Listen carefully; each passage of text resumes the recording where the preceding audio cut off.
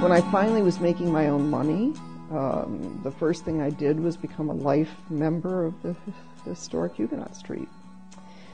Because it was, again, something my mother had done, and it was important for me to kind of continue that legacy.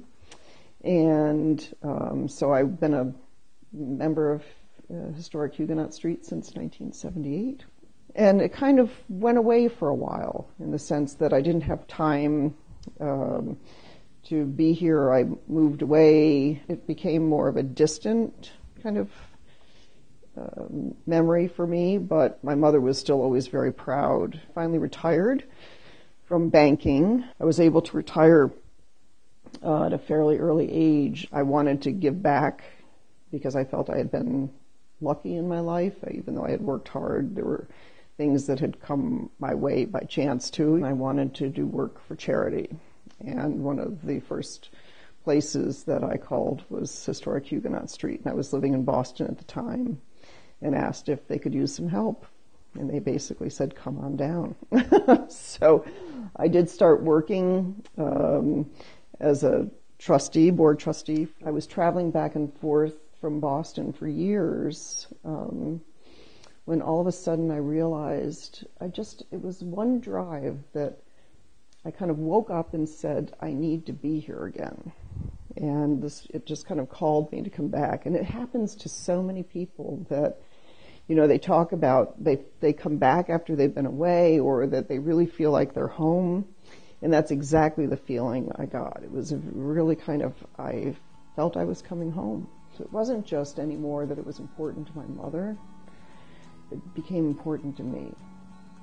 She had passed on, my father had passed on, and sometimes as children we try to do things for our parents, but I think finally I was doing it for me.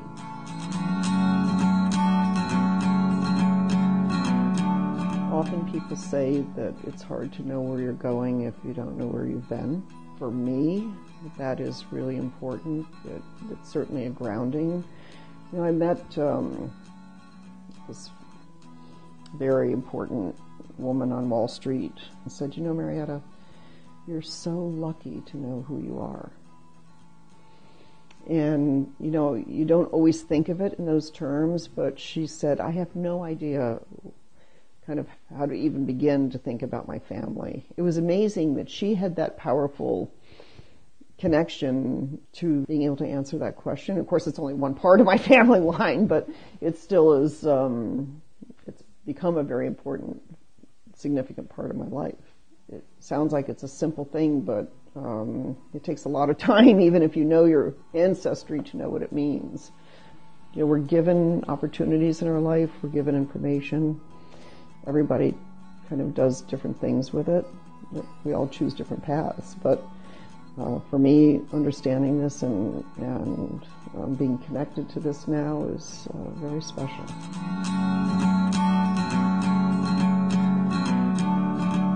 My sister hadn't been to visit in a very long time, and my first cousin was here, and his niece. And so there was this concentration of DOs going through the house, and my sister wanted to take pictures and his niece wanted to take pictures. So we walk into the parlor and they start taking pictures. They go into the second parlor and both of their cameras died. The batteries were just drained for both of their cameras. We finished the tour of the house. We went outside, got on the street. Both their cameras started up again. So when my cousin's niece went home and saw the photos in the parlor in this knitting basket, there was this golden orb of light. And if you've ever been in a house, there's no way to get light reflections in. There's shades that come down for every window. And it was just this very mysterious thing that happened. And in the front parlor, if you look on the wall, it looks like a shadow of a woman that's standing there. So when you ask about a connection to any particular house, I certainly have had this odd experience in the DO house, and that clearly was the name I always associated my ancestry with. That being said, when now that I know I'm descended from Abraham Hasbrook, And the Eltings, I have real connections to both of those houses too. I love the stories of Vinja and Daniel, Daniel being the son of Abraham. And I wish I had known her, because she did amazing. All the women had to do amazing things, I guess, but I love her story.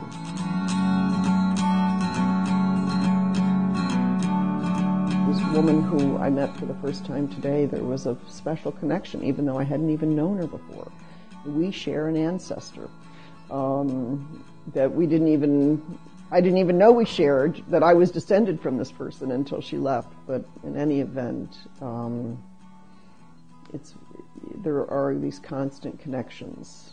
It only works for the people that have engaged.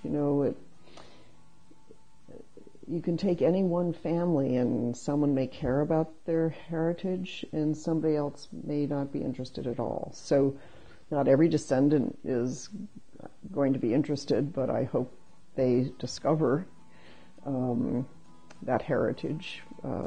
But what people put into it is really dependent upon what's going on in their lives at the time. And if to really volunteer and do things, it takes a lot of time. And you have to be at a point in your life where you have that time to give. I feel like my work here is really important. This is the most significant architectural collection of early 18th century stone houses in America. No other place in America can you come and walk through these homes and experience what you can on Huguenot Street. I think it is incredibly important to history, and I think one of the most important things I can do is to make sure that more people know about it, because that's the way it's going to be preserved. I don't have children. I think one of the things I can do with my life is to make sure I give what I think is this important part of history a stronger platform for the future. Every day that you walk in, it's a different experience.